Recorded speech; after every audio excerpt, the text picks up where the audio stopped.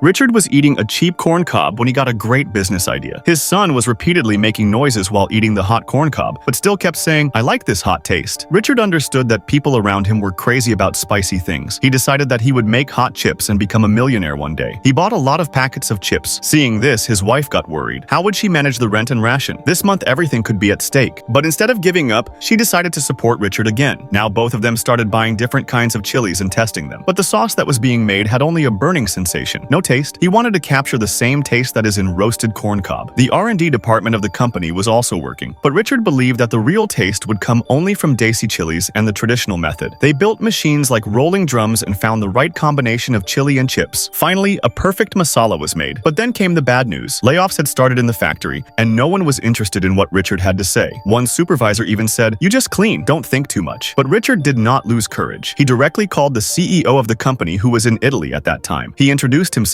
as a cleaning technician and somehow got through. Richard and his wife prepared a sample together and sent it to the CEO. A few days later, the CEO himself reached the factory. The officers were shocked. Who called him? When it was known that Richard had spoken directly, he was scolded in front of everyone. People said, if the CEO does not like the idea, the factory may be closed. Richard's courage wavered. When he went home and told everything, his wife made him stand in front of the mirror and said, "I am still with you because I trust you. Don't underestimate yourself." She taught Richard business, made him write a good speech, and told him how to behave in front of the CEO. But when the CEO came again, Richard was determined that whatever he said, he would say it from his heart. When someone asked, "What is market share?" Richard did not know, but he explained in his own way. The CEO liked his honesty, passion, and wisdom. The CEO immediately decided to invest in that product. Flamin' Hot chips started being made, but in the beginning, there were no buyers. The packets were gathering dust on the shelf. Richard was sad. Then his son said, "People don't even know what this is. We will have to promote it ourselves." Richard called his old friends who once used to sell shampoo to bald people. Together, they distributed chips in shops, schools, and on the streets. To show the crowd, they themselves became customers. Soon, the demand for Flame and hot chips skyrocketed. The CEO called and said, "Now the target is 5 million boxes." The factory started running day and night. In 6 months, the factory broke all the records till date. Richard's mentor asked, "What have you become now?" Richard smiled and said, "I'm still a cleaner. Now I just wanted to repair machines." But one day when he went to mop an office, the CEO was waiting for him. The CEO said, "I too am from an ordinary family. If I had stopped my dreams, I would not have reached here. It is important to have dreams, and it is even more important to support them." And then the CEO made Richard the marketing director of the company. The entire factory echoed with applause. Richard first called his wife.